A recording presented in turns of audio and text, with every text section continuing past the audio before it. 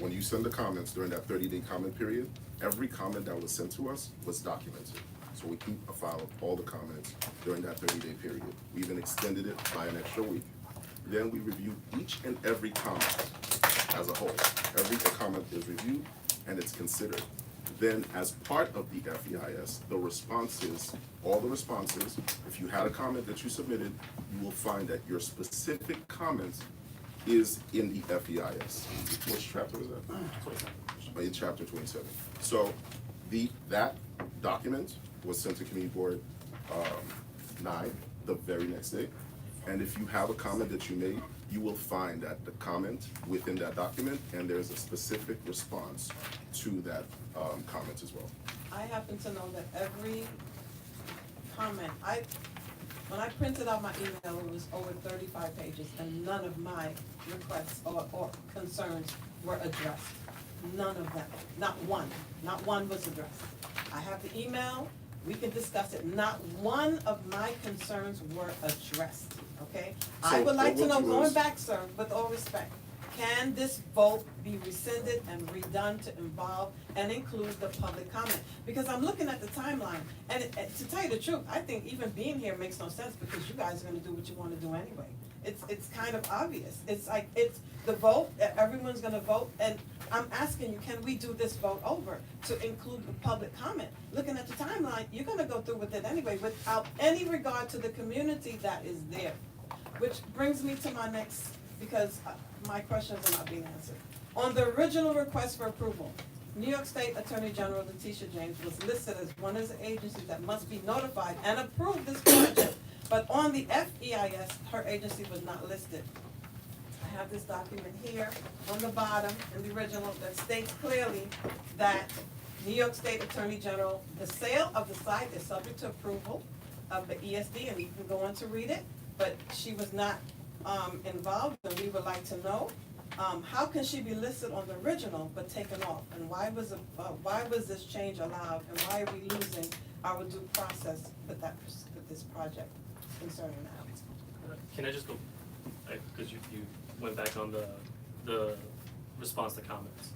The vote that happened again was to notify that it was complete and allow us to distribute. That's one.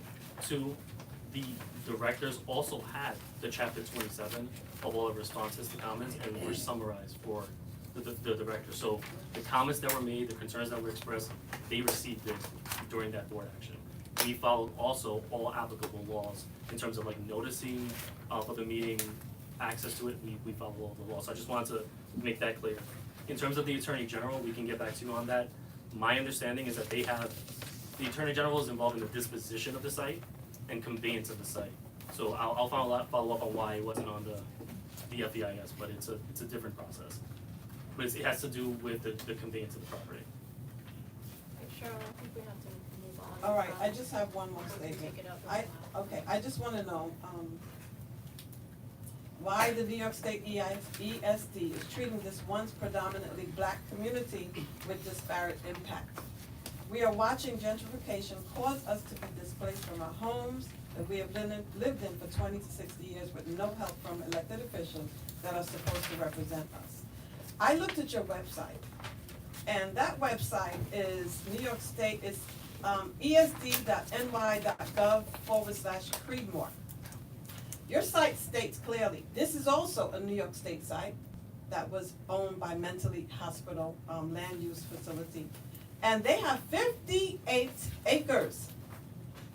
No plans for any shelters or homeless housing units, but they have plenty of parking.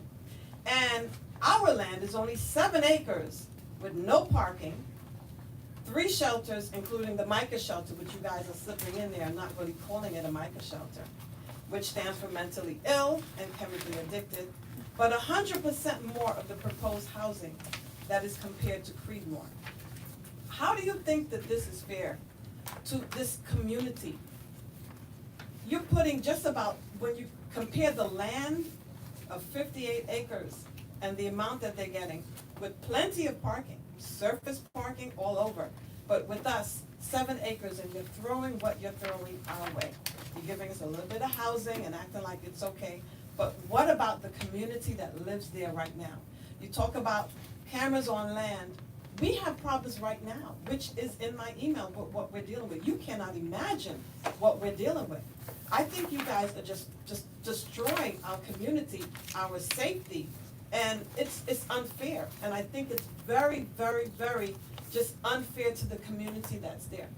How could you explain you're doing for Creedmoor and what you're doing to us? They don't even have homeless shelters. They have no homeless shelters, no MICA shelters, no men's shelters, nothing. I mean, it's so much more that I wanna say, but I really think that you all are destroying our neighborhood further. We cannot handle it. The streets is too small.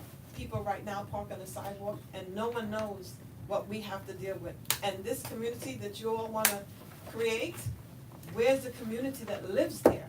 Someone else is making the decision for us.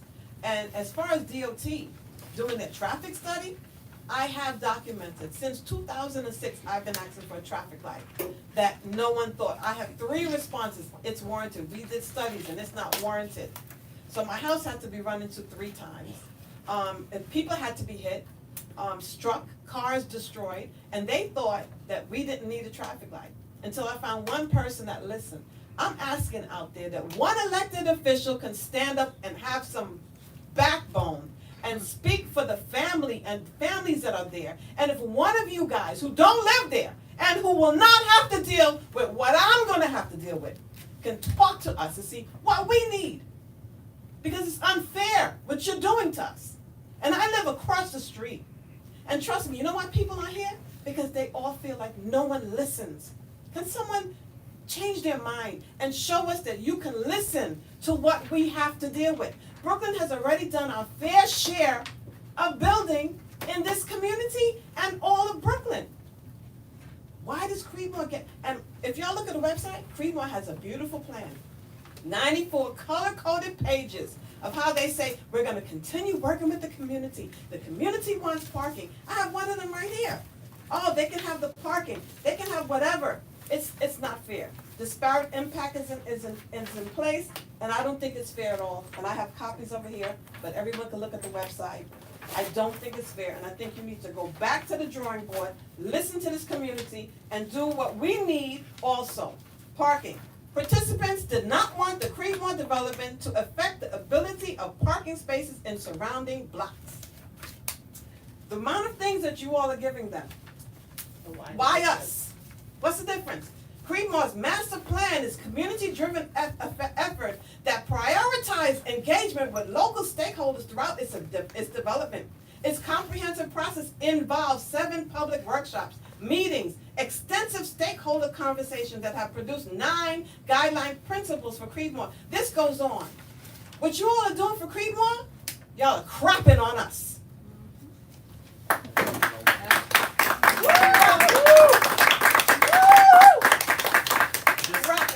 I just wanted to note some things, in terms of why here, why this. I think it's important to note that prior to our involvement on this project, HCR was involved in public outreach to the community about what's needed in central Brooklyn.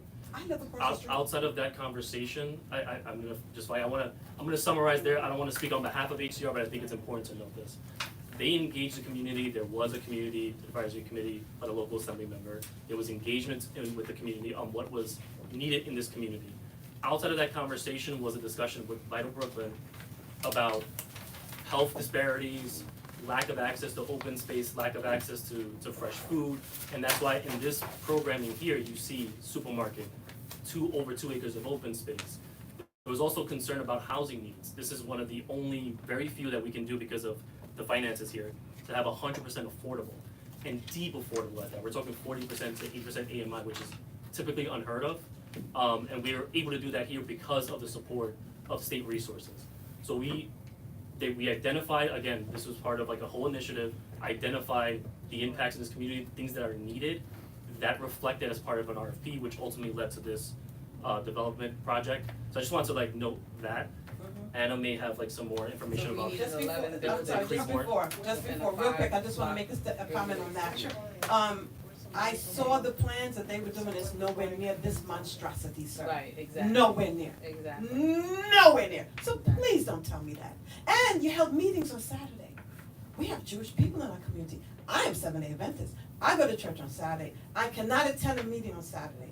What was proposed back then is nowhere near what is Yeah, proposed exactly. right now. That is So very true. please, I am begging you, please don't come here and look at us and act like we're stupid and we don't know what's going on. I implore you to go back to the drawing board. And one of the things in my email that I mentioned, right now, this is the homeless shelter. This is Clarkson, Albany, Winthrop. The homeless shelter is right here, where everything is. You guys are putting the homeless shelter here in all the two-family homes, and you're making us easily accessible to them. Why don't you keep the homeless shelter in the front where it was? You are just throwing us at their mercy to do whatever they want, because now they can come out and we're right here. And don't tell me this camera's there. And housekeeping. Please, because the cameras are for right there, but when they cross the street and go where they're defecating, stealing our packages, breaking into our cars, these women work at the hospital scared to walk at night because it's so dark. And now you're gonna make, I know I'm talking on deaf ears, but I wanted to, can we just acknowledge a couple of things? I wanna make sure that Anna gets the opportunity to talk about the difference between Creekmore and you. In terms of meetings on Saturdays, I can't speak to that, that was way before our engagement, that was you brought it that up. was done That's why I brought it up. by the local, again, I tried not to speak on behalf of folks, but it was the local elected officials who engaged in that and solicited feedback from folks. So we were not involved in like the scheduling of that. But in terms of the shelter, well, Creedmoor, let's do Creedmoor, like explaining the difference to that. And then there's a rationale for why the shelters are not in the current place, it has to do with continuous of services. But we'll have DHS actually here who can speak to that. Sure. So to the question around Creedmoor, Creedmoor is located in far eastern Queens. It is a large campus. It is a campus that has been empty for a considerable amount of time. We're talking many decades in terms of infrastructure and capacity to actually build there. I will also say there will be a significant portion of supportive housing on site there. We did do community engagement there. I would say we did arguably similar amount of community engagement in the recent history of this project as well. We've had 5 public meetings in addition to the required public meetings on this process to hear you out. Josh laid out a number of the ways that the plan has been changed to reflect that. I understand, I'm just saying that Creedmoor itself is a different location, different transit access, different infrastructure needs, and significant supportive housing will be placed there. If you could put up a building, you could put up a homeless shelter too. Right there. Understood. It is You're a giving them parking. We're 7 acres, ma'am, and you got 58. Take half of these buildings you wanna put here and increase it over there. It's 7 acres. It is differently served in that area. It is different access, is different across the board, so I understand what you're saying. I just wanna give a little background on that project, cause I imagine it's new to a lot of people. There was a question with regards to the placement of the shelters.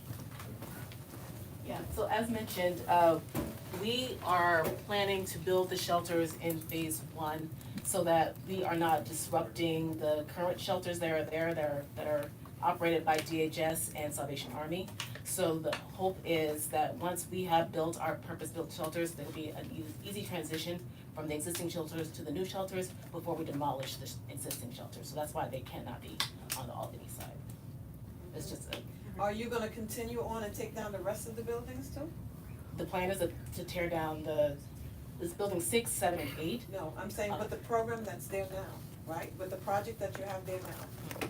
Are you gonna continue all the way down to Utica and tear everything down? No, And put more buildings? no. That's what you're saying You see now. that, right? That's what you're saying. Um, And then they come back and say, oh, we've got enough. Thank you for that. I think we need to move on. It's 8 o'clock. Whoa. You said. The public. Well, The yeah. public has not had an opportunity to ask questions, thank you. Yeah. Or can you defer till the end and we can ask? Sure. Okay, so Alicia Boyd, and then Michael Klein, is that the name? This person's handwriting is. One of the things that I'm aware of is that when you do an EIS, and this was an EIS, correct? Yes. Okay, is you have memorandums that are given from the Department of Transportation and every agency in which you contacted, did you provide those memorandums to the community? And that's the discussion, so let me just be clear. It's a discussion that you have to have with the agency about your proposal. The agency is supposed to review those proposals and supposed to give you feedback on them. They're also supposed to suggest some changes to your proposal so that it would not be environmentally negative or reduce some of the negative impacts. They also will make suggestions as far as the DOT, like where to change things, not to have this over there, not to do that cut over there. Where are those memorandums? I don't know if there's memorandums, but I would note that we've been in consultation with DOT on this project. And where's those communications? I don't know if there's like a specific document that you're referring There- to. No, they have. They have to be a interagency part probably of, conversations with. right, but they are also a part of the public. We have the right to review them to see first if you are abiding by those comments or if you're ignoring them, because you can't ignore those comments, because I know that people have done so. And so why are you not providing them to the public when people have complained about? I'm just what saying, I'm you're not doing. aware of the memos or anything you're referring to. We can get back to our team if like something exists, but I'm not aware. So you're I'm not not, saying- you're not aware of the communication that you're having with the Department of There's a- Transportation about yes. your application? ESD has a full project team, it's not just one individual. And we have a number of folks who are on our team, environmental, legal, project managers. There's communications between ESD, all of our interagency partners. I'm not saying that, I'm not privy to all of those conversations, so I can't tell you. Or why, okay, fine, but they have happened, why aren't you providing them to the public? I can't provide something I'm not. You can't provide what? I'm not, and I don't know in terms of memo or documentation you're referring to that even. I just if told provide. you, I said that you have a Well, then that's not conversation, familiar. you're required by law to have a conversation with the Department of Transportation and other agencies regarding your proposal. Because you conducted an EIS, I already said that, that's the law, it requires that. We can It get back to you requires- on that, I'm not. Yeah, if we could follow up on some of that, ESD has to leave soon, so if we could just try to squeeze in a couple more public questions. Sure. Michael Klein, Yeah, I just wanna say that, you know, you might be able to railroad this through and start breaking ground, but you'll never finish the project. You gotta satisfy everybody who lives here in this room. Because I've been in construction for a very long time. My first labor dispute was back in '98. I'm telling you, electricians and plumbers are gonna stop coming to work when they start having bricks through their car windows. That's it. Oh, you don't understand that? Right. That one. Jay Sorrell. Been noted. Jay? Hi, can you hear me on the mic? Great. So, I wanna make some, comments and concerns, you can respond to it afterwards. New York State, Empire State Development, not only has to follow SECRA, but they have to follow all New York State laws. I'm saying. So you might have us on the SECRA, cause I'm the one who made a complaint, I watched maybe the past 3 months worth of meetings that you guys have had. And even though SECRA, you may be in conformance to, there's something called the open meetings law that you just mentioned, you have lawyers. I sent in to Kevin Law, who's the chair of the board of directors, I sent in a objection to him, okay? Are there any attorneys here today? No. Okay. I sent in something to Kevin Law, and it was an objection. I got back a response of that from Mr. Pierre, beautifully written, that covered the secret law fantastically. Then I sent in a response, a question about what about the open meetings law that says that you're supposed to give advance notice 72 hours in advance of any meeting. I didn't get a response back. So I'm gonna make the comment, the open meetings law requires that you're supposed to give the information 72 hours in advance of any meeting, any agency meeting. You notified by email this community board 1 day after the meeting happened. It was March 28th, the meeting, and then it came in on March 29th, I saw the email. Disparate impact. You also, there's something else in the open meetings law, where you have to give the community an opportunity to participate electronically if your agency is allowing your agents or staff to participate electronically. Your staff, the New York State Empire State Developer Board of Directors, they let their staff go on Zoom. You had to also give the staff the same opportunity. You had to give the public the same opportunity. So that's 2 ways you violated the open meetings law. Instead of simply having another meeting and say, look, we'll give you guys a chance to come out here to participate, you ignored this community. And no one has put in writing we're okay with violating the open meetings law. Let me tell you why it's important, why it's not just a law. The day that there was this meeting in downtown Brooklyn, there was a big board of directors meeting.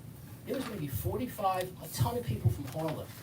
And the assemblyman from Harlem came in there also. The assemblyman's representative came in there, okay? And what they said was they were against this project.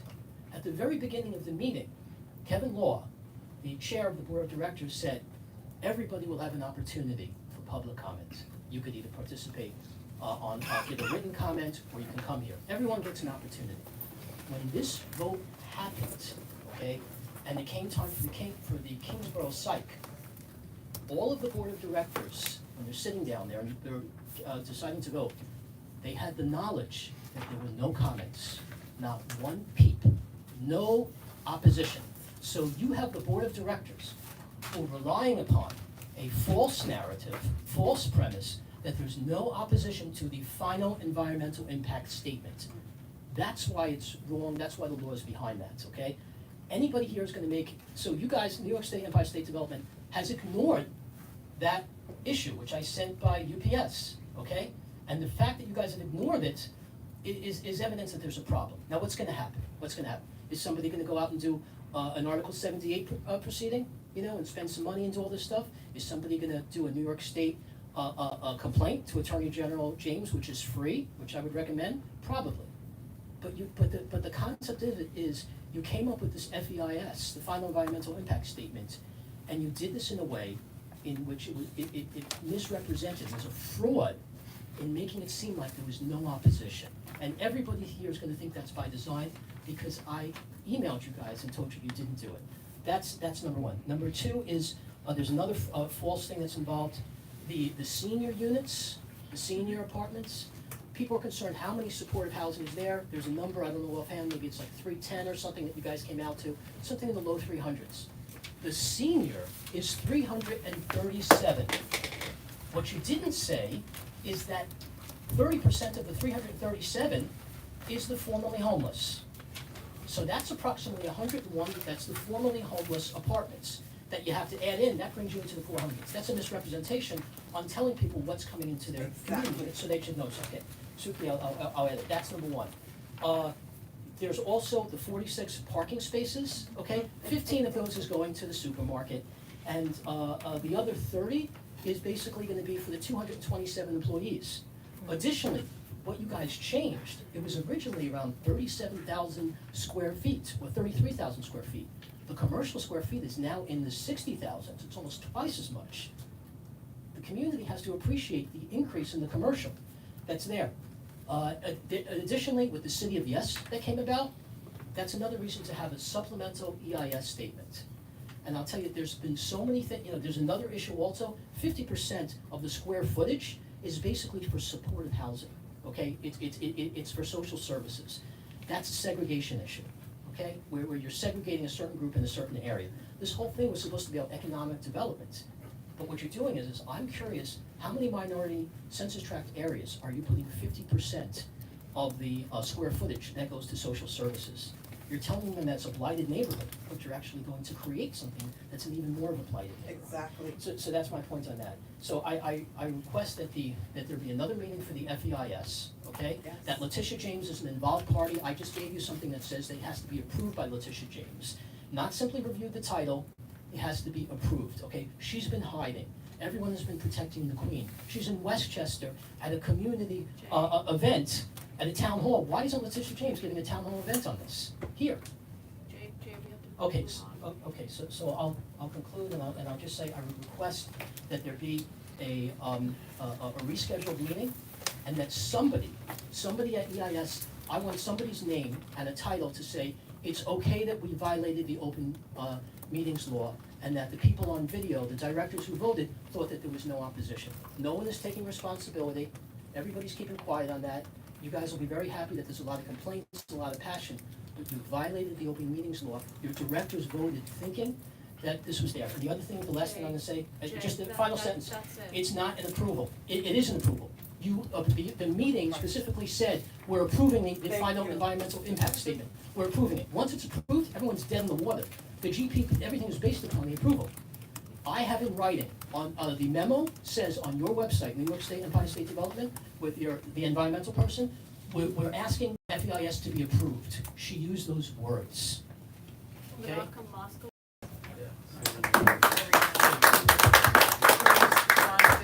Note that we, again, I don't know if you wanna add more to this, but the legal stuff. I'm happy to.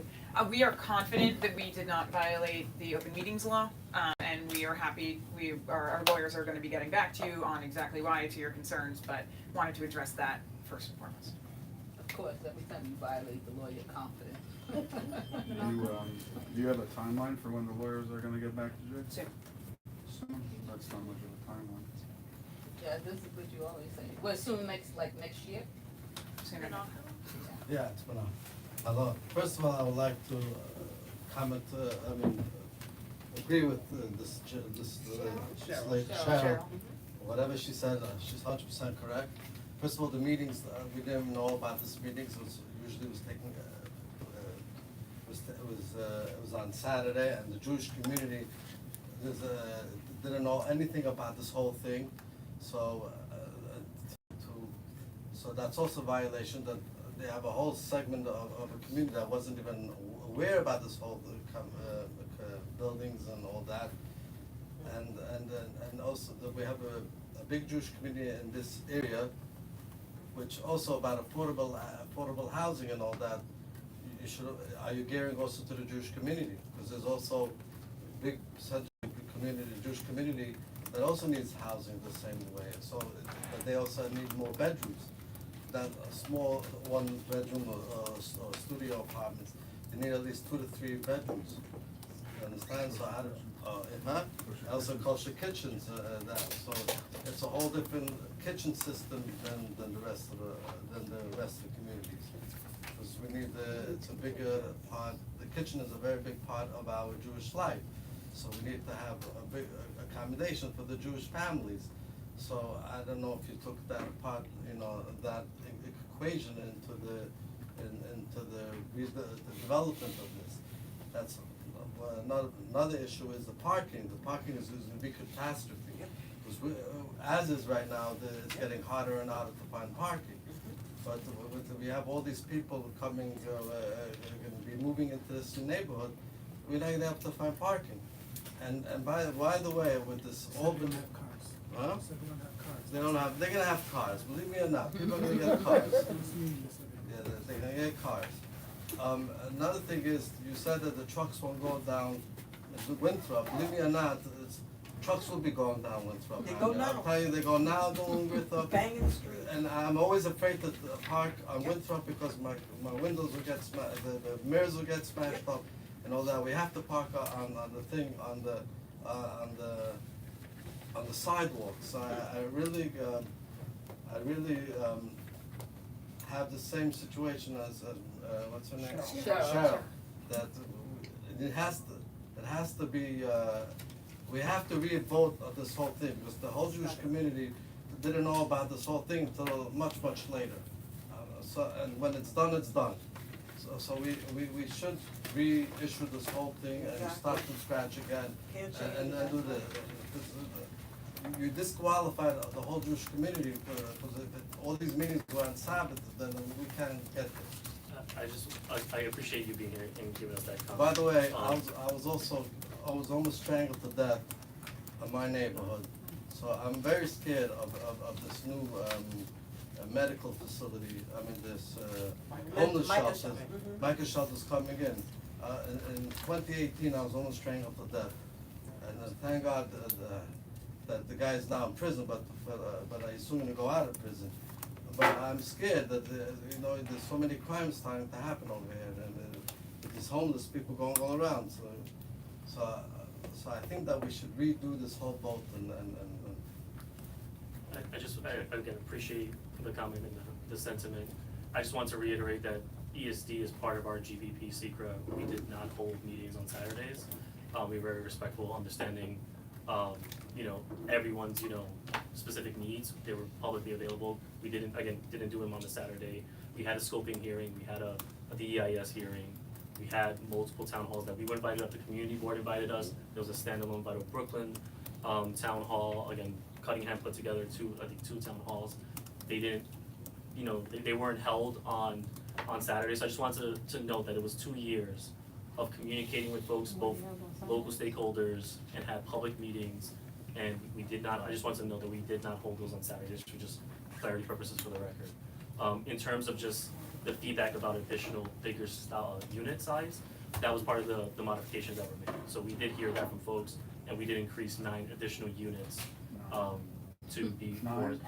There were 9 additional units. Do you have any idea how many families, Jewish families are there? No, I'm saying additional on top of the other two. Families, period. There are already currently a And number of. kosher kitchens? I don't think kosher kitchens was a comment we received. I don't That's remember. because there was no Jewish representative on the committee. I don't remember. There's nobody to weigh in. We're running short of time. The last question is gonna be Esteban, and I apologize in advance if some of you were not able to ask second questions.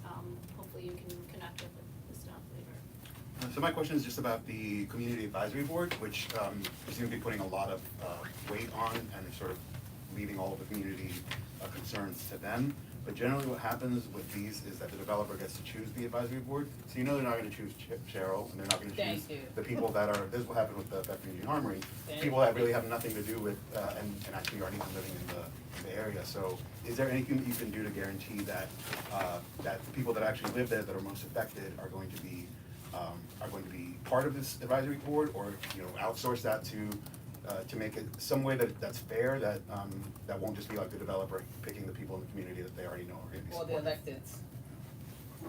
And just before you answer that real quick, I just wanna say, you mentioned Brian Cunningham did 3. We couldn't speak about Vital Brooklyn, for the record. He gave us 1 to speak about Vital Brooklyn. We were told at those meetings, we cannot address any Vital Brooklyn projects.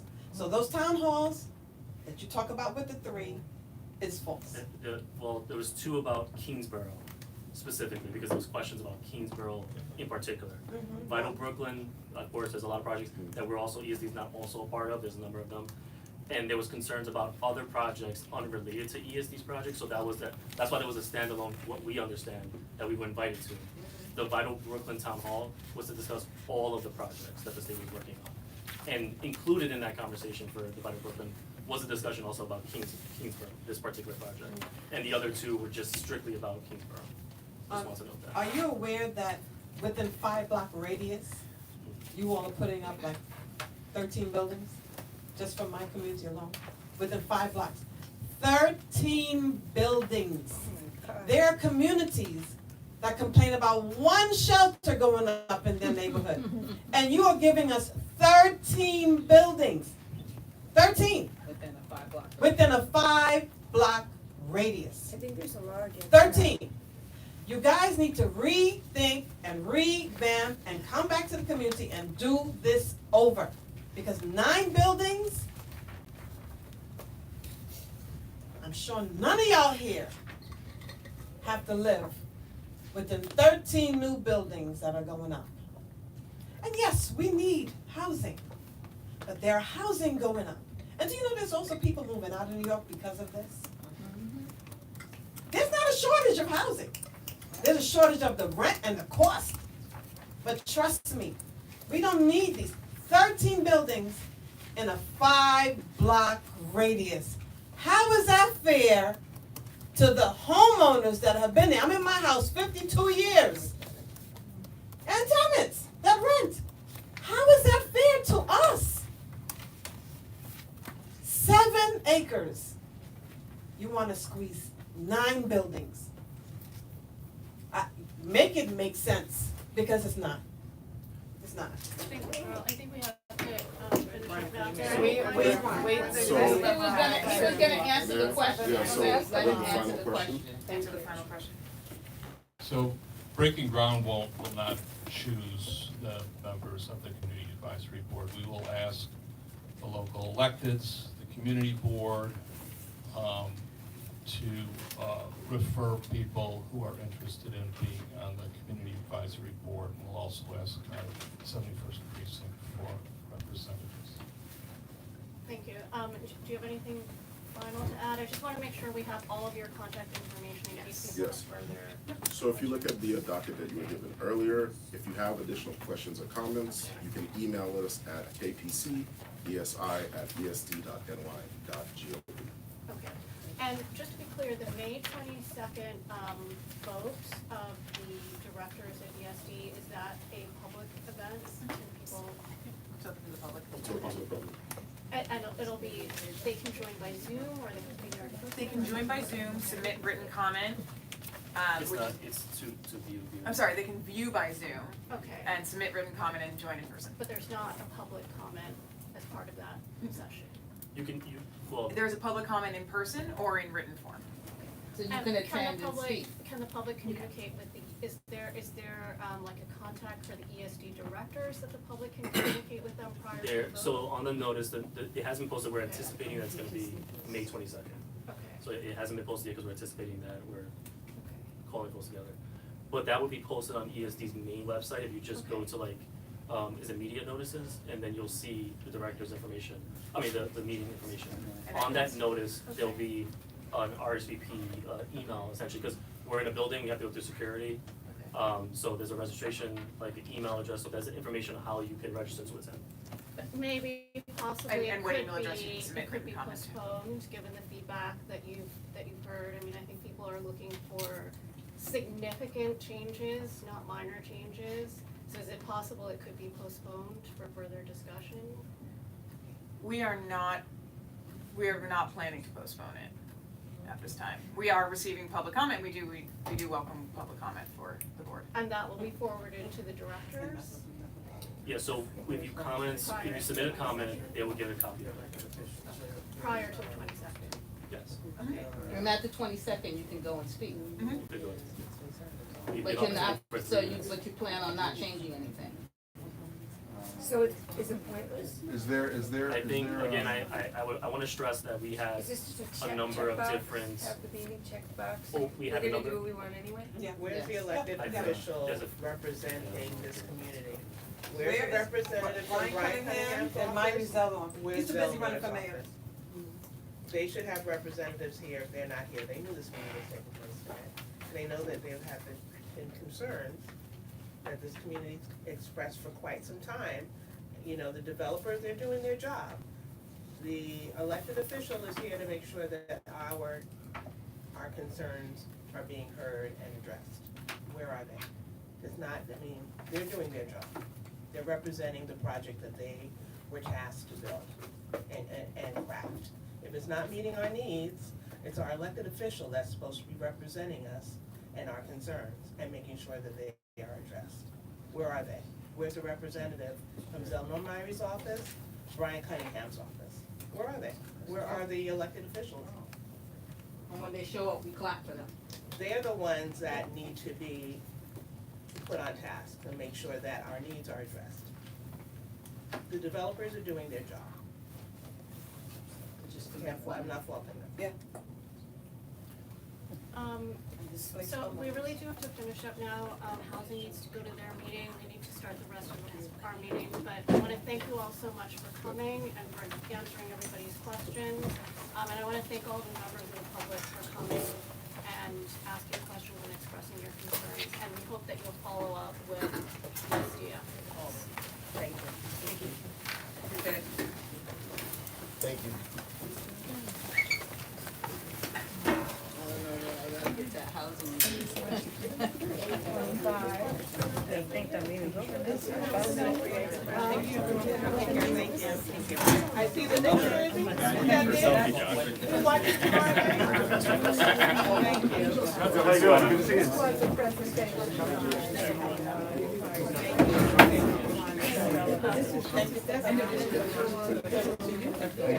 You took it easy, well, thank you.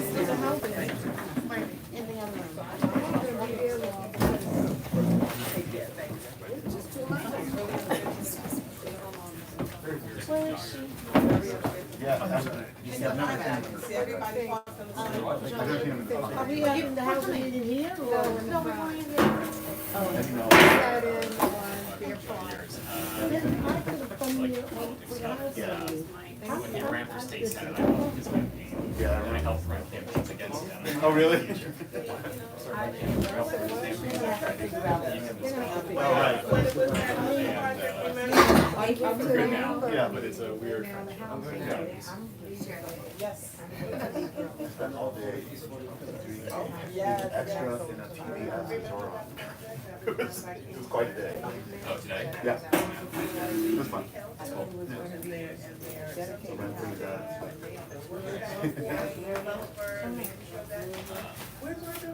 Same with Tony Back in room one, And those meetings, how Oh, yeah, was that's that was Diana. it's less stressful than politics was. It's not surprising. I went to one too, but I couldn't make it on. Okay, guys, we gotta make sure that this is on. It's on, okay. We It gotta was off fly, for some we of have it. to It was fly off. through- Yes. We have to fly through the rest of the agenda, and, I hope you guys will give me a little bit of grace and maybe not mind staying a couple minutes. Let me grab some water. I got a hard stop, I cannot stay too late tonight. Okay, so approval of the March and April minutes. Some of that, happened with Jennifer. Okay, so I'm gonna ask Nia to print those out, and in the meantime, why don't we go on to committee updates?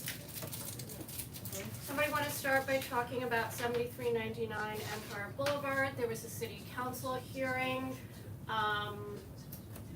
with the subcommittee for zoning and franchises. I know a couple of you testified.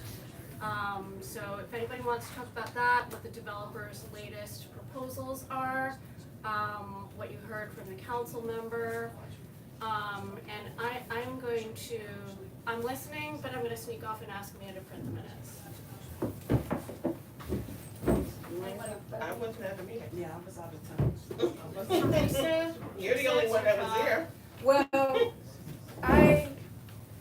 it was only me and another woman from Montgomery that showed up. I really wanted to do something online, but I didn't have access to submitting testimony. I didn't have access to joining online. In the drop-down menu, I couldn't see. I couldn't find anything. So, That project wasn't showing up. that project was not showing up in the drop-down menu, so I was really not feeling well. I had jet lag, I had just gotten back from a long trip.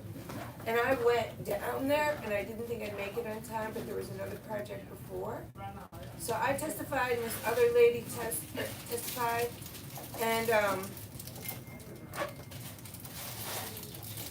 Yakov testified. Yakov managed to log in. A lot of people I know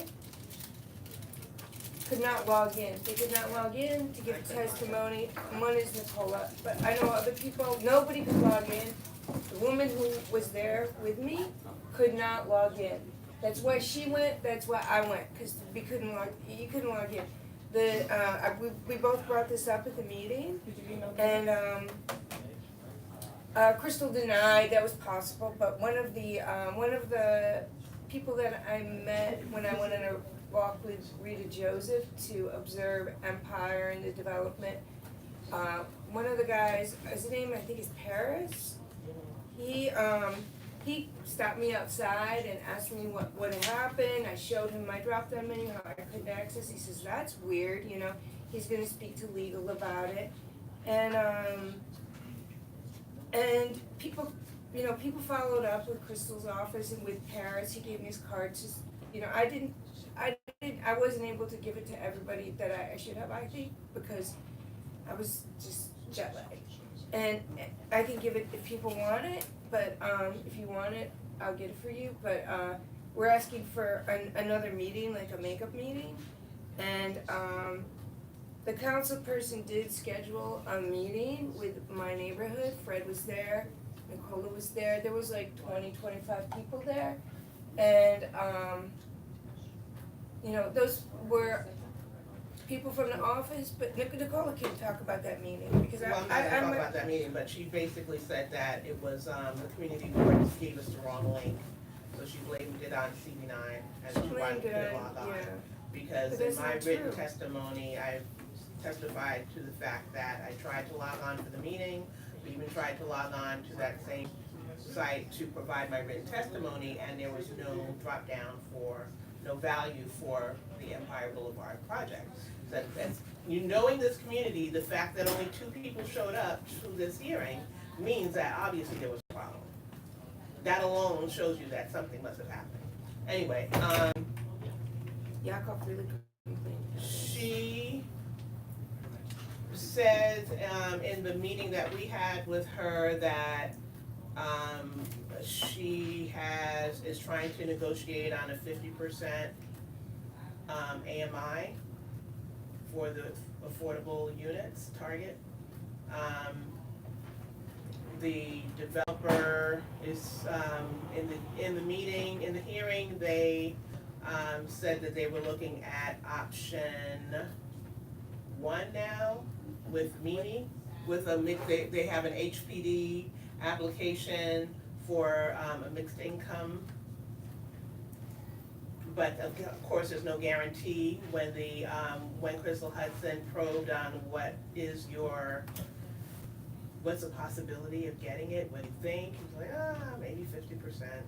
Yeah, so if you just wanna tell them, what he was proposing was something like 17% of the units would be, at or below 40% of AMI, and then like another 8% at 60% of, up to 60% of AMI, so like total of, I think 25 or 30% at 40 and 60% of AMI, and then like another 35%, I think would have been at 110% of AMI. So that's how he got to a total of 70% of AMI. The majority of those were actually at 110% of AMI. Now, that's only the affordable units, Right. and the vast majority of them, I believe. It's still market. Yeah, still market rate. That's a very so it was small only, company. so 30% of the units were not income restricted, but the majority of the affordable units were at 110% of AMI, which, I mean, I don't have the exact numbers in front of me, but that's pretty much market rate for our community. Above market rate, right? But the bottom line is, and that's still not guaranteed. So to rezone on something that they probably won't get, given our climate that we're dealing with in terms of budget cuts for HPD, there's a lot to ask. Yeah, I just think it's kind of, like, why would HPD give, because these Mimi program, it's for outright cash subsidies. Why should they give outright cash subsidy to market rate units? That is, to me, that's crazy. The only thing that he's giving us that's better than option 1 is slightly more units at 40% of AMI. Slightly more. Because the requirement now is 10%, so he's going a little bit higher on the 40%.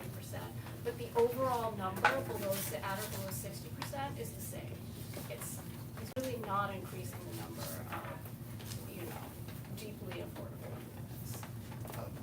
So, based on what's happened, and I don't know if folks have been following the Atlantic Avenue rezoning, it's about to be, well, it was approved by the subcommittee now.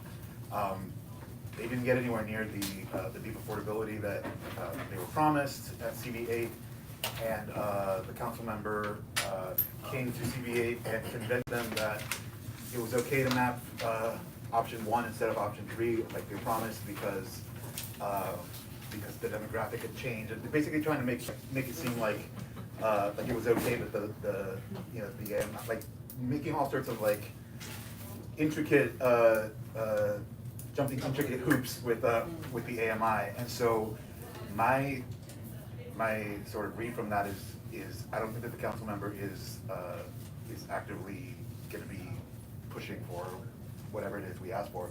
What is interesting though is that she did go back and try to convince the community board and was able to convince them to take another vote that and of course this is for a much bigger rezoning, but I don't know if that's going to be the case with us, but yes, like you can actually go in and watch the thing. So that just happened, right? Yeah, it just happened. The meeting was on Thursday of last week. Oh. They also said that they couldn't get legal funding because you don't do that with a rezoning, even though Gowanus and East New York and Jerome Avenue, all of them had that included in it. So I don't know where that came from, but they essentially were able to get a affirmative vote from the community board, so it's likely that it's gonna pass. But so just to put that in perspective, I think that I don't see it as likely that we're gonna get, or that they're actually gonna be actively, that Crystal's actually gonna be actively pushing for these things, unless we require it of her, so. I asked my friend on community board, and he said the legal tenant funding was added back in ultimately. Did it? Yeah. Okay. I thought I saw something about that today. Yeah.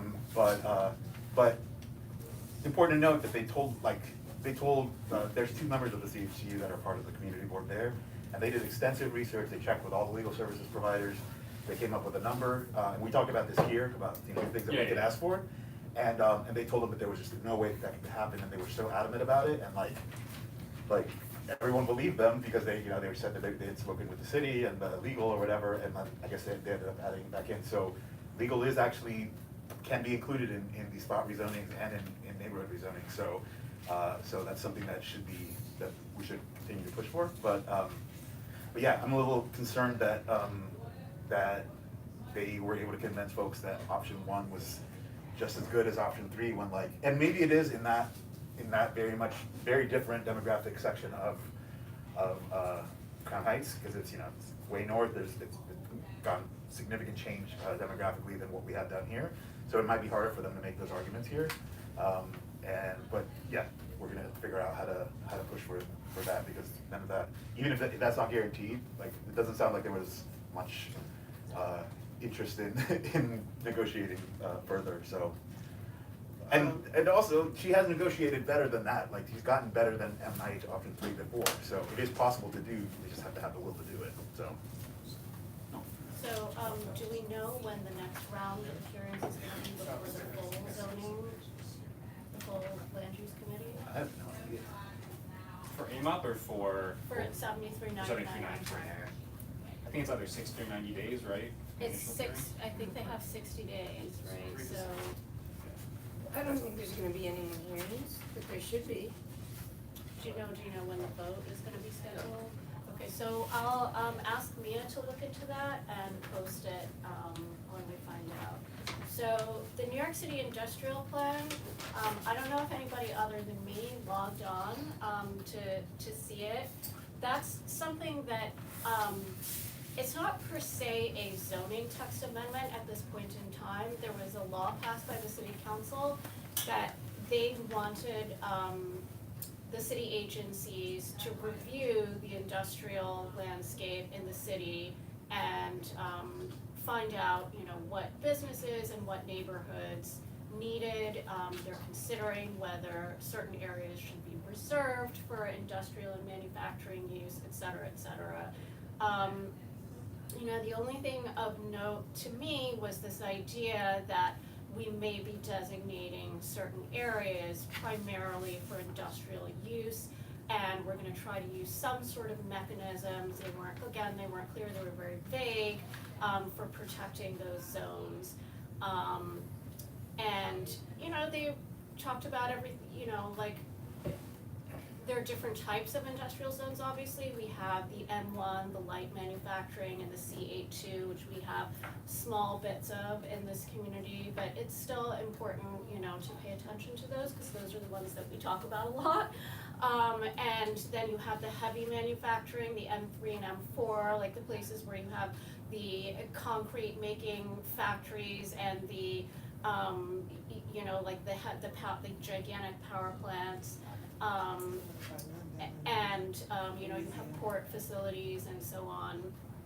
So there was a lot of discussion about what's real industrial and things that are supermarket jobs are not real industrial jobs, and transportation and warehouse jobs are not real industrial jobs. Let's only consider factories.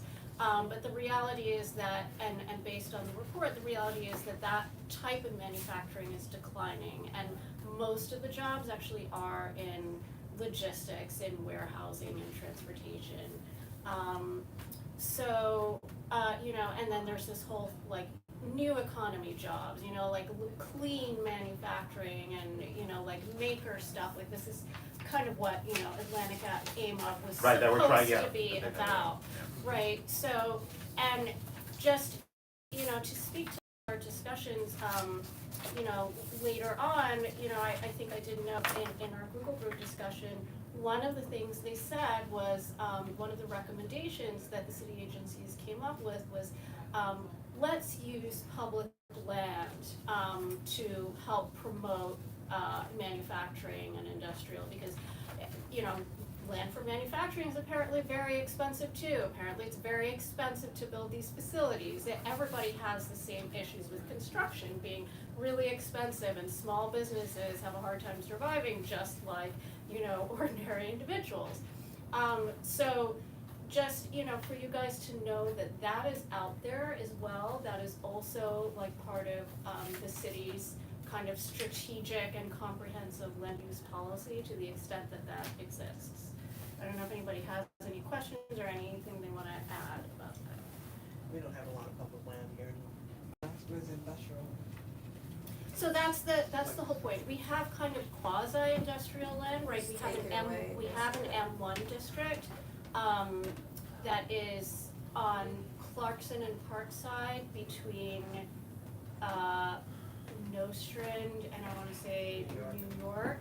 It's very small, and portions of it are already being, like, one lot in there that belonged to SUNY Downstate is now being used for Vital Brooklyn for housing. Another lot was actually converted via 2009 rezoning. It was a spot rezoning that I don't believe was even in our district. I think at that time it was part of either 14 or 17. It was a very bizarre spot rezoning, came with no affordable housing, but that's now like a 500 unit residential complex. This was 2009? Yes. There was no affordable housing. Yes, exactly. And it was like a weird spot rezoning that was totally isolated from, the only other thing that was happening at that time was Board 14's rezoning, so that's why I thought it might have been Board 14, but it was totally a spot rezoning. And that went from M1 to R7, which is a huge bump up. So yeah, we do, and then we have Utica Avenue, that's a CA2, Cheryl. Most of Utica Avenue is a CA2 district, and then of course we have the 2 blocks of Empire between Flatbush and Rogers, that's a CA2 as well, and have a little section on Bedford, I think, between Union and, I wanna say, President. yeah, that is a CA2. So, and maybe we have like another little section of CA2 just to the north of Empire. So we have these little bits of CA2 and M1, which are kind of like transitional light manufacturing auto districts, right? So does that get included in some sort of industrial plan? Maybe, maybe not. It sounds like everything's very up in the air at this point, and it's gonna be driven by who's participating and what they want. Putting manufacturing back in front of the park. I mean, they were at one point, right? That was Seacrest Linen, it was the brewery, Right, the and spice They're factory. all Yeah, taken they away, kept so all I of can't see that. them then turning around and putting it back. Yeah, I mean, I think, so, you know, Not the C2, and then the Charter Revision Commission. So that is actually, that's a big one, some of you testified. There is another round of hearings, the next one in Brooklyn is May 19th. Does anybody wanna speak about, some of the proposals that were made at that hearing for charter reform? I know that a number of you were there. That's a whole. That's a whole different topic, that's not a conversation. They didn't vote on that yet, did they? No, that's not coming until November, that's gonna be a ballot referendum. I can talk about it, I don't wanna talk about it. Yeah, it's too late, it's too big of a hot topic, that's a whole. So I think this is actually really important, and it actually does go back to some of the zoning framework issues. So I think that if you wanna just like throw it out there. Yeah, let's hear. Yeah, so the Charter Revision Commission, is proposing a number of changes that would codify changes to ULURP process in New York. And I guess the most relevant one is excuse me? It was eliminate. Maybe, yeah, I'll tell you what my understanding is that currently we have a process of member deference where council members are allowed to block projects if they feel it doesn't meet their standards for any number of things. And the proposed revision would create some sort of override mechanism for council members who choose to block housing in their district. I don't think they define what that override mechanism is. They also talk about where this would be applied geographically. So there's talk about having it applied in like, you know, affluent parts of Manhattan or like downtown Brooklyn, and not having it applied in more working class communities. So I think the details are still pretty amorphous, but that's the general proposal. I'll spare you my op-ed on the subject. Let's hear it. 1 minute. It's too late. 1 minute, Max. 1 minute. Political guy, you gotta learn to Political make guy. this. I think it's appropriate to, I think it's inappropriate that the West Village has produced 0 units of affordable housing. I think it's inappropriate the Upper East Side has produced 0 units of affordable housing, given that it's, you know, easier to build density there. The higher market rates can more easily subsidize mandatory inclusionary housing. And it seems appropriate to override those council members. It seems inappropriate, huh? Don't hit your head. Oh, thank you. It seems inappropriate to override council members in more working class districts. But I think in affluent, high opportunity districts with high market rents, it seems unfair that some neighborhoods are producing 0 units of affordable housing. Yeah, and I just read that Soho, they they have that whole thing, the whole change with the zoning, and they've taken away more affordable housing than has come back. I just saw a study. Part of that is the engagement that happens afterwards, and like the various ways there are to sidestep affordable housing in a community, and like how politically connected that community happens to be. And it's something that we warned about during the suburban rezoning, because it was like, you're gonna be putting up like 89 buildings of rent stabilized units at risk, and like those people don't have the ability to advocate for themselves in the way that that most people, or you know, the politically connected people in Soho could, and that's kind of the way it's playing out. So I don't even know that the charter revision addresses that, you know, like the things beyond just the member deference that cause communities to not build affordable housing. Like compare Park Slope to here, for example, and it's like there's just all throughout the process, there's all these different places, little ways that you can avoid, you know, doing your fair share. So Yeah. it sucks. Yeah. They took away the ULURP procedure, I they don't- take away the voice of the community. So my understanding is there are recommendations to quote unquote accelerate the ULURP process if the community isn't doing its fair share, you know, or if the project is all affordable, right? I think that was a suggestion from ANHD. I'm not sure what they had in mind by acceleration of the ULURP process. That would consolidate parts of the process. So like, we would go with the, what's it called? Borough president, for example, they would consolidate community board review with borough president review, because they're both advisory. So that's like one example of how they're proposing consolidating the process. Oh, So right. what does that mean, we go together? Like, we would we would present one, we would go simultaneously, we would present one recommendation.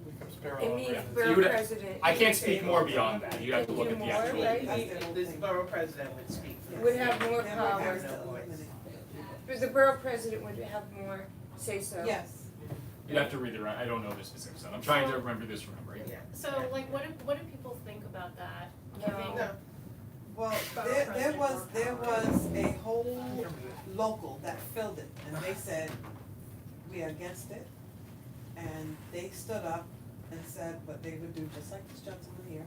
They said, we are against it, and if you go through with this, there will be repercussions. projects won't and- get built. And when it's finished, everybody went, because if they bypass the ULURP procedure, they're gonna also bypass them vetting to try to get that job.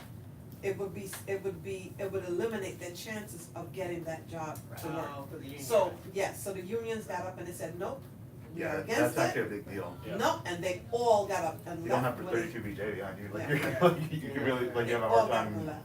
passing anything.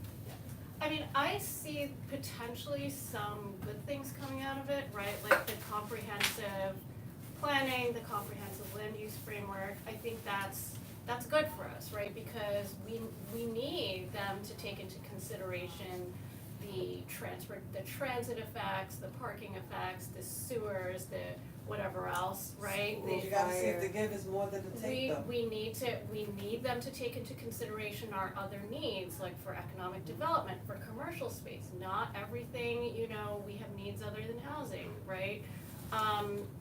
And I think the idea of a fair share framework is also a good thing, right? To your point about Creedmoor, right? Like, who's doing what, and how much have they done? How much have we done, you know? Isn't that already out there? There's What's already a that? So there fair really share isn't a fair share framework, we've talked about this several times, but what it basically says is for city facilities, right, like city owned, not state owned, they don't count state. Or privately owned, that for these facilities, they need to produce a report to say, an informational report to say how many are in each community, what is the ratio of beds, I think Rob talked about ratio of beds, to residential beds to the overall population. And they're not, it's just a reporting requirement, there's no enforcement mechanism, there's nothing that says what is fair, it's very vague, it's all like talking about the capacity of the community and the this and the that, and but even the reporting requirement, the controller's audit has found that the city agencies are not complying with that. So, you know, I think some sort of a stronger fair share mechanism is probably warranted. The only ones that I, you know, kind of am aware of are not in New York. Like, I know New Jersey has this fair share housing plan that's actually like really operational, and it came about as a result of a fair housing lawsuit. And it really does require all of these wealthier suburbs to produce exit, like everybody gets their housing target for a 10-year period, and you have to do it, or else they go in, the state can go in and take a piece of land. I mean, you know, it looks at a lot of factors. It's not just like this political food fight, right? It tries to look at factors like how much vacant land you have, and you know, like whether the community is I forget what they call it, but like an equity community, meaning basically it's a lower income community versus you know, like at how much your need might be, like based on your own population. So like it's very, very, very complicated, the formula. And I just want to say it came about as not as a result of a political process, but a lawsuit. So that's something to think about. I think it's actually very hard for a political process to do something that is truly fair. What else? Yeah, I also think like concentrating, I mean, to me, in a democracy, concentrating decision-making power in a single person, whether it's a mayor, a borough president, or et cetera, is not what I would wanna see. I would prefer to see the whole council vote on it, and you know what, if they don't have the guts to, you know, overcome this member deference thing, if the 80 or 90% of them who are doing their fair share cannot turn to the other 10% and say, come on, you know, like, you gotta do your share, then that's on your elected officials, right? But democracy is supposed to work that way, right? So, I mean, what I mean to say is member deference is a tradition, not law. And this is all gonna go to a vote in November. Public vote to everyone in New York's allowed to vote on these in November. But we don't have the actual text No. of what's gonna be on the No, ballot. we do Not yet. So They still have another the round of hearing. public hearings, and next hearing is May 19th.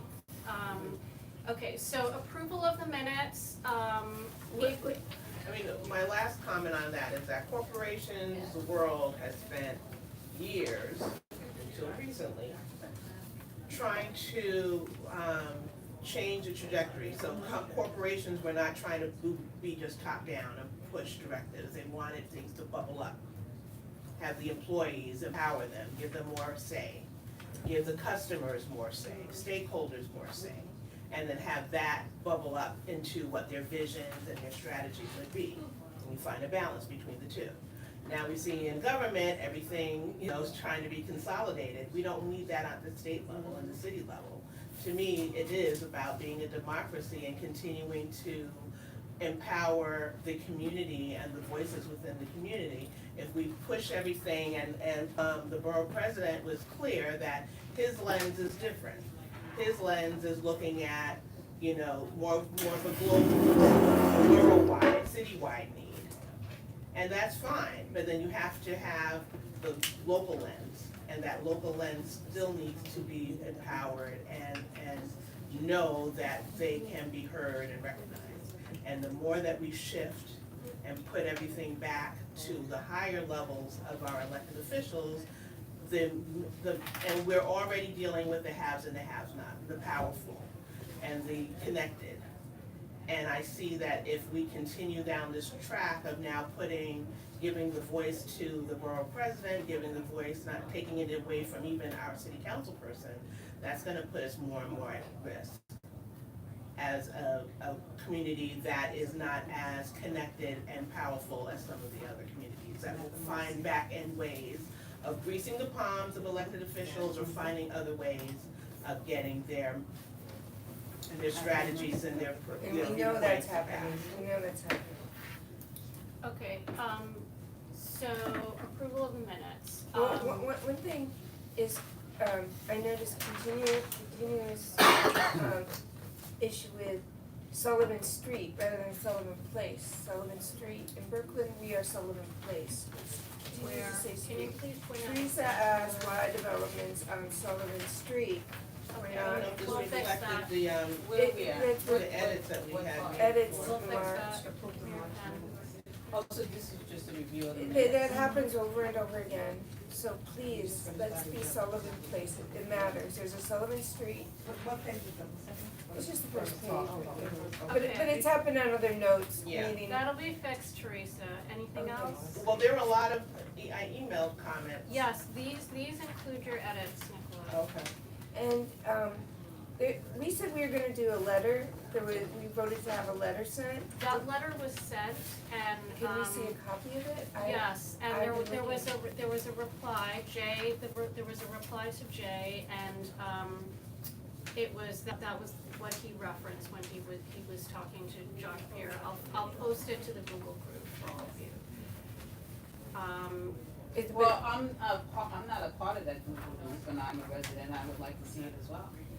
Okay, I mean, Teresa, you can print it for her?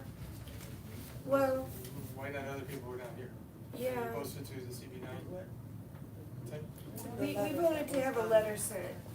Yes, so we would like to see the letter. Yeah, but I didn't, there was no confirmation of that, there was no way for me to know, I see it's. Pretty soon after the meeting, To so us? Which letter are we That referring to? This was a letter emailed to ESD and whoever else was named on this. So that was. We voted for that last meeting. Yeah, it was said, so I'll post that and the replies to the Google group. Okay. Who's on that Google group? All of you, Yeah, but besides us, and BK09, the office. Fred too? I don't know, I don't think so, I think it's BK. But when Mia made that group, I could see that Mia, that the No, board. Mia didn't make the group, I made the group because the No, office said they were not doing it. The office made a group. Mia made a group. No, they didn't. Yes, she did. I saw the CB9 made the group and I saw everybody who was on it. And then you told her to unmake it. No, I didn't, Teresa. Yeah, you did. I asked Teresa, Teresa, I asked Why are you Khalid to yelling? make the group. Khalid said he could, the office was not going to, he spoke to Dante, he said the office was not going to do the group, right? And I tried to find out who made the group, and it turned out it was you. Wasn't me. You were the only one who replied. I wasn't the one that made the group. Mia made the group. Somebody, CB9, Mia sent you a letter. Cause I did not make the Khalid, group. Can you pull up Khalid, an email? Can we see? okay, Tara? Khalid, What? Is there an email from Khalid Mia? replied back. Yes. Okay, can you show Okay. that? Show that I around? wasn't sure who had actually created the group. There was a group that wasn't active. No one was doing It's me anything. No here. one knew about it. It's me. I asked who Yeah, Mia's created. Let's Mia ask- here? Okay. This is, It's can you always ask 9 Mia to come o'clock, in here, and we please? do It's have 9:00. a group that we have work two- on and. Yeah, we have Yeah. 2 sets of But minutes there to was approve. one meeting, there was one that the board. I'm gonna asked me- call the question on the minutes. Okay. Well, let's, Okay, let's first of all, not, let's okay, attendance. let's John, not avoid John, this, Tukey, Can let's we figure just it change out. this number Okay. to a 1? This is my agenda. I'm calling the attendance. Josh, present. Max, Present. John Craver, Yeah, we're asking you a Here. question about Suki's it. present, Teresa, Vinny, present, Nicola, I'm here. present, Cheryl, Yeah. present. We have a She quorum. said she We're gonna formed take a one. vote. Yeah, but then it was. Suki said I formed it, but I didn't form it. You formed a group and then she wanted you to cancel it and then she made another Okay, group, Mia, right? I was told by Khalid and Dante that the office was not going to host a group. It was created after. Mia There was made a a group. group, not me. There was a group that was created. Yes. Okay, And I sent an I invitation thought to you that, all. I Yeah. thought Did you that receive the invite? Khalid, I think so. Did you receive the invite? Yes. I did not receive an invite from you, okay? It was from the board. It wasn't from me. I didn't. It came from There the, was- it came from the There was CB a, email. there was Let a me step into this for a Yeah. second. Let me Okay, step into we this need for to a approve the minutes, Fred. No, let's. Well, let's let's just finish finish the Google this. grouping. That, No, no, exactly. wait. Handle your business, and then I'll make a quick statement, if I can make a quick statement regarding Google. Your Gmail a long time ago when you had an issue with Yahoo, so it went to your Gmail. If you check, you should have an invitation there as well. Well, listen, let's go back to the agenda, let's go back to order of the day, and then if I can make a quick statement, I'll make a statement about it. Minutes. Okay. I did We're not. voting on the March minutes. This is a revised version that I posted to the Google group, which you all are a part of. And these are, You need memorandum. it has some edits that were made by Nicola. The first, number 4 should be a 1. That kept throwing me off. Like it's a- Okay, and Teresa has also asked that Sullivan Street be changed to Sullivan Place. Going forward.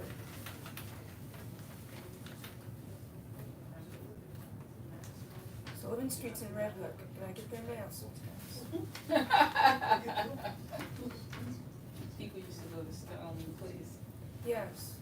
they come to my house, they're like, I'm outside, I'm like,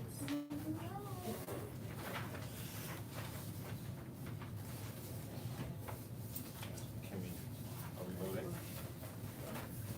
Can I get a motion to approve the minutes? Motion to approve the minutes. Second? Okay, all in favor? Aye. Aye. Any opposed? Okay, the April minutes. You all have them, and by the way, the office also informed me that all of the resident committee members do get the general board meeting email that has all of the attachments. So you should look for that, you'll get the minutes as well.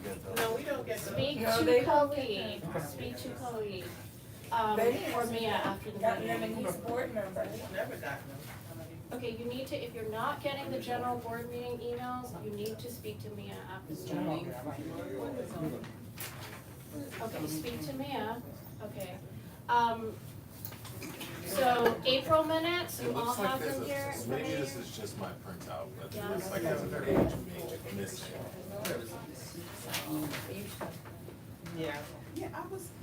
It looks like yours printed double-sided. Yeah. So, Some of you don't have double-sided. yeah, mine goes from 3 to 6. Here, take my copy. But I don't have it either. Well, I read it online. Has anything been changed since the email that you sent out? No.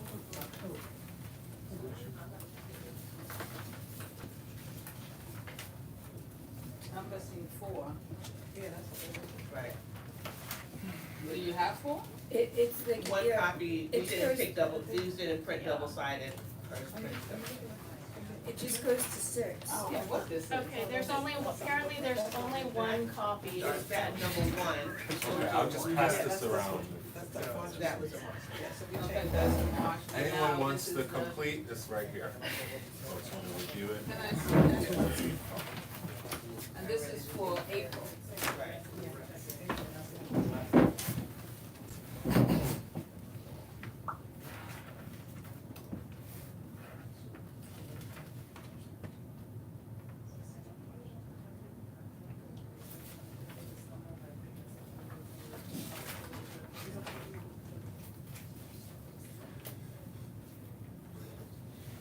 So Andre emailed you later? Yes, I forwarded that to all of you.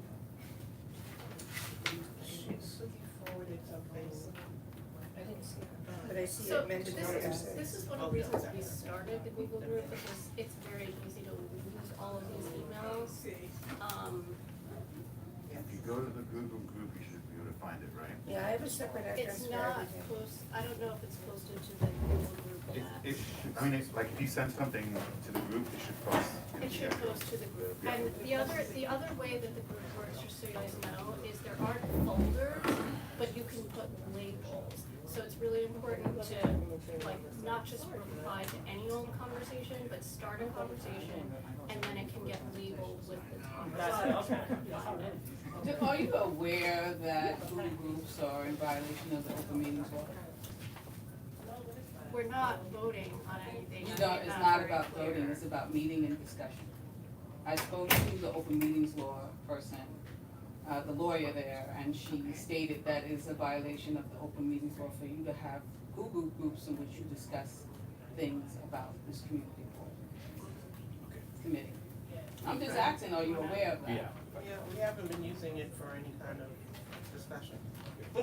Well, she's talking about it. I just wanna add some clarity to this. So this has been a conversation that has come up with respect to Google Groups, WhatsApps, and a couple of other communications. I understand sometimes there's a lot of meetings after the meetings or conversations that keep going after, or it's just whatever's happening with this information sharing. This is a conversation we already had with Corp Council. So with respect to those are not considered real-time communications, they're not instantaneous. I post something, it's not like we're in the same room talking back and forth. So if you post something, you leave it there, the group can access it, they're doing it, it's not a meeting in the sense that everybody's collaborating, working, and having the same conversation in real time. Now, with that, board policy, and I'll discuss it, I've discussed this with Dante, and we'll formalize this. Google groups, I understand that there's a value, the same thing as WhatsApp groups, and you know what? There are some conversations or some information sharing you want to be able to share that you don't have to wait for every month to be able to do that. But with respect to that, that is at the discretion of the chair, if they wish to have that Google group, and the members can be a part of that Google group as well, you don't have to be a part of that. But they are not board items, they are not board operated, they are not board maintained, we're not responsible for those communications happen. What is required though is any votes have to happen in public session. And I made Any that very documents that are clear. being discussed, that are informing those votes, need to be provided to the board so they can be distributed as part of that package. All right, so Google group, if you wanna have one, knock yourselves out, have one. Otherwise, CB9 is not responsible for any of them. And again, the responsibility is for any conversations or anything that is going to be voted on has to happen here in open session per the open meetings law. Right. And so, to answer your question, the board office is not gonna post the Google group. That's what It's been deleted for over a week But now. just for clarity, I didn't make it. No, Mia no, made it, no, right? no, did not, Mia- yes. And I could see Mia, I could see the board created it, and I could see everybody's name who was on it when I checked it, and I appreciated that. And that was meaningful to me, cause I just wanna know who I'm communicating with, not have one person control it, have us all who's on there be able to see who's on it. So I would like to see that on our Google group, that's all. There's also, I checked, several community boards have done this with different committees, have made it possible and open for people that are not on the committee to be able to comment and participate in discussion as a way to open up transparency so that nobody thinks that they're getting. So it's something you might want to think about. Thank you. Maybe there's like a public link or something. Well, Yeah, I so mean, the basically, voters like, would the have group access to exists. the link. The group exists, and everything that you post or you send via email is that way. So one thing you could do is make that available to folks, or you could just, I mean, there's not like 30 people trying to join a Google group, there's probably like 10 people like Alicia, you know, some folks from Flack, you know, just a handful of people that would wanna have, you know, be privy to whatever it is that we're discussing if we're discussing it, so I just think that would be good to. I just want us to be careful about that, because if they wanna be a part of the discussion, that's what the meeting is for. Now, if there's documents and things of that nature, obviously, that inform, if you find a newspaper article, or if you've got a report that you downloaded from New York City data or whatever it is, I mean, fine, that's great, that's So great. we'll make sure that when those are discussed, that, that's sent to the board so that it can be brought to the public. It's brought to the board, and if the board. So are you excluding members of the public from the Google groups? That is the question. At the moment, the Google group is this committee only. That was what we put it Okay. on. One I'm question, just putting that on the record that you're now establishing a Google group that excludes the community from being able to review and see what is happening in the Google group, including any documents or conversations that are being had. Because if you want transparency, then you do transparency, Nicola. You cannot have a Google group that does not allow the public to view it. You're having discussions about whatever it is, you're having discussions But about. who's the public? We can't open up a Google group to the world. And Because it's then not, anybody and can again, come it's in not a and discussion. edit. Right. It's a repository of documents, that's not a It's okay discussion. that we're editing Should be a documents. forum for board members to be able to do the work of the committee. And that has to be transparent. If you're doing the work of the committee, it has to be transparent. That's why the open meeting law exists. There is actually a comment in the open meetings law that said if it was just a matter of you presenting what you've already made a decision on and voting on it, there would be no reason for the open meetings law. But every thought and every comment and every idea that pulls you into a direction, the community should be allowed to view that thought, communication in any form that you choose. I'm not saying that I have to make comments to that Right. Google group, but I feel like the community has the right to view that Google group, so I can hear what everyone's thought is about a particular issue. That, I think that's where the key difference is, that like, you know, participation versus like, whether it's a printout or like some way for, because then that way somebody can look at everything that we've talked about, or every document that's been, you know, put out there, and show up at the meeting and be at the same place that we are. Thank you. So that we can then have, you know, a conversation. So I really don't wanna get into, like, litigation of open meetings when this is actually a really simple thing that we can just, I think, just make sure that we're showing our work. And I think I emphasized to everyone in my welcome message that we need to bring discussions to the public meetings. That the reason for the Google group is so that you all can see these documents ahead of time, because everybody's complained about not having enough time to read things and think about things, and there are multiple things, and they're extremely long documents, and they're very complicated. Much of this is actually public information, so the public already, things like the FDIS, the public already has access to it as well. If the board members require that, then the public requires it as It's well. there You for, can't sit there and say that the board needs to have the It's opportunity there to review, for- but not the public. hold on, Alicia, it is there for the board members in one place, Okay, go ahead and do because what you wanna they're do. expected Go ahead to and see do what it. you wanna do. But the members of the public also have access to this information from the ESD website. No, that's not how that works, that's not how, excuse me, that's not how we're talking about here. You're saying that your board members and the committee members need to be able to review documents so that by the time they get to this meeting, they have a knowledge base about that. The community has the same right to do the same thing. We have the right to look at the documents that you're going to discuss, we have the right to review those documents, and if they're as dense as you say that they are, then we also need the time. You can't say that only the committee members need that time and the public does not. And those documents are posted with the agenda when we have them ahead of time. Well, then why do you need a Google Doc then? We didn't need a Google Doc for that. That wasn't the purpose of our Google group. The Google group, when we first talked about it, was to post so that we wouldn't spend half an hour on the minutes. If we had quick edits that we wanted to make to the minutes, we could make them before we came into the meeting. I think that conversation should not. I think it's a Speaking of really which, impressive it is. evolution. We moved from spending 30 minutes on a meeting to 30 minutes on the Google group. Right. In all seriousness, like, to resolve this conversation, can we just do what Esteban said and have the thing be public? That just seems like the resolution instead of going back and forth. Can we just If like, you have a do view that? access to the public, I don't want public editing my document. Yeah.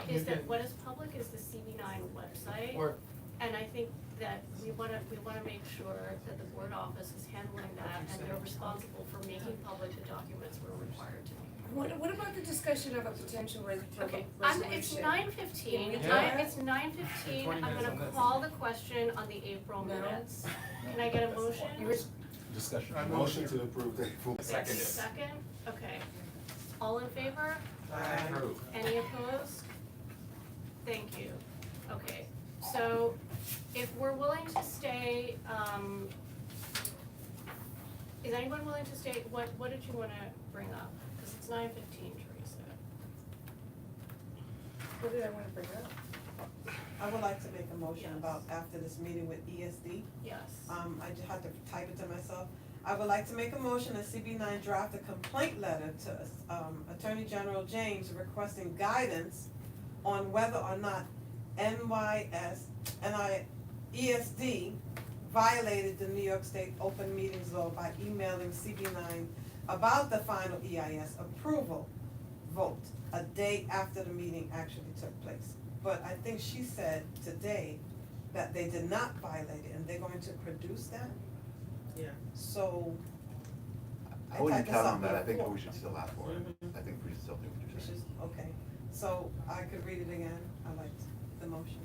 So the ask is what? That we would make draft a letter from the Attorney General to ask her if, to request guidance on whether or not that, they violated the open meetings law by emailing CB9 about the final EIS approval vote a day after the meeting actually took place. We can draft the letter, I'm not opposed to sending the complaint that we didn't have enough time, but I can tell you that in the past, when we've written to the Attorney General to ask for guidance, she's written back, her office has written back to us to say that they Doesn't do matter, not at least we did advise, to say that they do not advise community boards and they have a potential conflict of interest because they're required to advise the state. No, In but other words, but we're they're- asking, did they violate what they did, the Right, open but meetings law? what So you're we're Is there asking like her. a state law office that we should ask Yeah, that there is, question? there is the open Right, meetings law, what you you- can what- request what that you information really- of the what you open meetings really- law. Like when you say we're asking for guidance, they take that to mean you are asking for their legal advice. And what she has said is we do not give you legal advice. We advise that we are the legal counsel to the state. So that means, in effect, she represents ESD. Does that make sense? So you can't Yes. ask it in that So, way. so who, so the Okay. question It's the is same then, as who the can council file a for- complaint You or can, a you meeting? can file a complaint with So the you can Committee on file a Open complaint. Government, you can, Open meetings. and they are the ones who are Yeah. responsible for giving you an answer. So you have to put down your complaint very succinct, you have to say exactly what happened, da-da-da-da-da, and did they violate the open meetings law? And they have lawyers on staff that will respond to you in writing, and if you call them, they will also talk to you. So that would be something that you would have to address now. Cause they do, They didn't come from CB9. So can we amend Yes, that it can motion come from to say CB9. that you wanna file a complaint with the Committee on Open Meetings? Okay. But you have to explain to them exactly what happened. We drafted that. Right, you have to draft this something very specific about what you felt like happened, and then you ask the question, was there a violation? So, Can we do that? yeah, because it's the open meeting law. Yeah, So we can do a request, so you wanna word it for me, so you. Well, you wanna here's break the only it thing down? I'll say about that. Huh? My understanding of the Committee on Open Government is that they issue advisory opinions, these they're not legally enforceable. I think what happens is you have to sue, and the judges will interpret whether it's. Yeah, I mean, this is not. like They just Article give 78 advisory territory opinions. regardless, like, I think. Yeah, I mean, what they do is they do advisory opinions to help agencies follow the law. So their advisory opinions are taken, and judges do look at these advisory opinions very closely because they are the legal representation of open meetings law. So they are held in high regard when you do go to court, and I went to court with them, regarding them. So the advisories are really important, if you can get an answer from them, it's, it says a lot. And what about our elected official who was absent tonight, both of them, or sending any representation knowing that this meeting was happening, that the Vital Brooklyn ESD group came today? Okay, well, let's first address the open meetings issue, so you But wanna could they amend your push it? I motion? mean, if we get something back saying, yes, this could be a violation, could our elected official help us? Address the elected official No, or open in meetings this needs to meeting? give us some feedback, but then it's like, okay, well, it's not enforceable. Is what, you're saying that, okay, yes, it was violated, now what do we do with that information? Could our elected official help push, because I think the request from everyone has been, we'd like another hearing. We'd like a chance for the community to provide feedback and input into this process, because they were the request denied. will go directly to ESD. But they're saying that they did not violate open meeting. Well, and that's what I'm saying, I think that, basically what would happen is, and that's where Article 78 comes in, where it's like, once they do something determinative, you can challenge that saying they did not follow and state whatever reasons why you think they didn't follow the law. But otherwise, you'd have to file Article 78 to challenge that. But I think it would have to be determinative first, so in other words, they need to vote on it. I mean, you can, what probably is helpful is state the complaint first, say this is the issue we have, these are the challenges we have, so that way they're kind of on notice, and if they do it, do an Article 78 saying, because of the reasons we did, we told you, you still did it, which makes it illegal, and you file 78. Yeah, I mean, it would help your case in court to have to make the complaint, to begin, like, for us to make the complaint, and then for them to still not pay attention. But also it puts more pressure on the elected official if you send Yeah. that letter to the elected official and say, hey, you see that they did this and this is the opinion and. Send them as a CC or direct, or include them in. And, no, I would not CC anyone at this point, but So- include it on open. So can we have the motion on sending the Okay, so- complaint to the? Yes, someone say it, because what I typed out, is totally different, so. It seems like, It's the same thing, you're just sending it to the open meeting. Right, the committee on open. Yes. Okay, so we're not gonna send it to Letitia, can we, Right, and right. don't CC her as well? No. You were gonna say something? no, I was just saying, it sounds like what you need to do is switch who that's going to, otherwise. Okay, so just read it again? Yes, cause I had typed this, I would like to make a motion, a CB9 draft a complaint letter to open The meetings. committee on, The the committee New on York open State me- Committee on The Open. New York State Committee on Open Meetings, Open.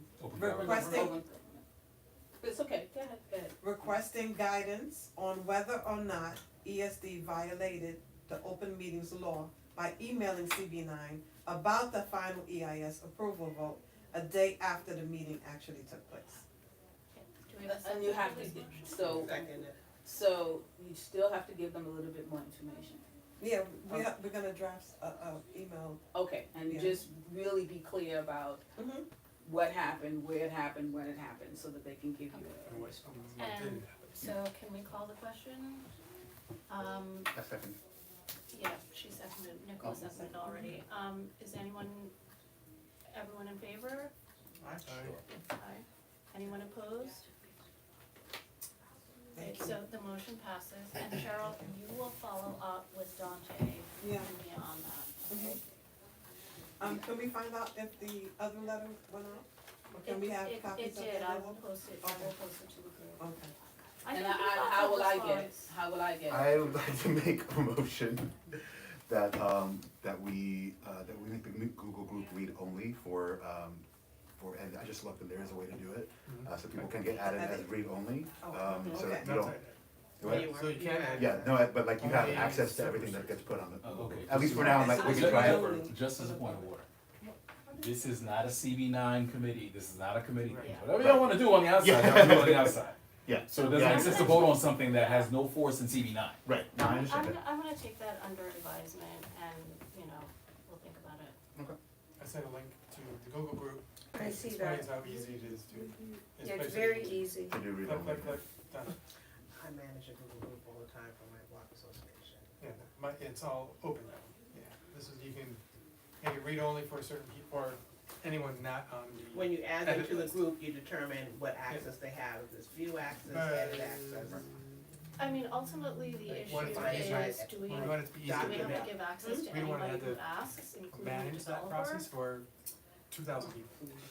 Yeah, I think Suki, give it some thought and Yeah, we so can I have to come give back this to some this. thought. Yeah, I think it's been clear that it's It's an issue. chair's decision, so. No, it's not the chair's decision, because according to Fred, this is not a decision of this committee. So I'm just a little confused about how does she make the determination to form a Google group if it's not from, and you're saying it's the chair's decision, he's saying that it's not a part of this, I mean, so. look, I wanna obviously, know who's on the group if I'm in it. you can't, all of you can't see who else is on the group. I think you can, I can show you how to look at. I the, could see when Mia made it, but I couldn't see for this one. I know when you post something, I think that's, everyone is usually there. No, it But doesn't, we it could just doesn't, poke it just around. says the name. Are there other voting items that we have or things to discuss? 'Cause it's almost Okay, 9:30. yeah, I think we have to go. Okay, so community fair. We need to work on this, obviously, and this is another reason to have the Google group. So I think Esteban, you and I are supposed to write, so we need to get together at some point and exchange. Max, you're gonna, interface with Dante Yeah, on the I can printing? send you an email about that already. Okay, so the I'll only talk to thing you. that I'm asking of you is it has to be big, like 2x3 map of the district. Bigger than that. Okay, that's what I need. I'll bump my email to you. At Okay. least that big, and so At it's least gotta as be a big specialty. as that one, right? Dante has to know that it has to be a Yeah, specialty yeah. printer. Big, at least, Fair. like, well, probably not that big, but like something that can stand on the easel. And find out from him, so you also are gonna need a poster board, thick. What's the map, what's the map for? To pin the questions. Pin the questions, yeah. And so, And what are the questions? They're like Trivia trivia questions. questions about the district, so it'll be like yeah. basically a game, so people can, things that are I'll get related the, I to. emailed you already Okay. about this. And Things that are related to land find out use from and- him, and- find out from yeah. him about the easels, because last year, Easels. right, Teresa, the easels kept The all falling over. important Yeah, Versus I did Terrible. bring that up a They few were times. terrible. Yeah, if we could get some night, So we it would need be great for better- the board office to Okay. have them. Much and more I'll send a study. follow-up email. We'll have to find out. Do we have a date? We do not. Seventh is a Saturday or Sunday. They were still telling me Saturday or Sunday. The vendors, all of the rest of the majority of the agencies elected Saturday. I don't think too many other Okay, city so Yeah, it it's was like gonna 2 to be- 1 or and something like Sunday. that. So it's gonna be Saturday, you know, apologies to those of you who Where? cannot come on Saturday. I Where believe is it? it's Isn't back that, in there. I mean, think about that, There you're, again? you're basically excluding a whole segment of the Yeah, community. and that was. And just say, oh, we last year. apologize, I mean, you know. No, that I the think Jewish community he cannot- solicited the vendors and asked would they actually be available to participate. And But people were they that said they told? weren't available. We- They were we- provided we the gave Saturday and the vendors the Sunday. option of- But what they told about excluding them. He said, It's- are you it's- available? It yeah, was I mean, based on their depending on- availability. So Cheryl and the whole Jewish community won't be able to go.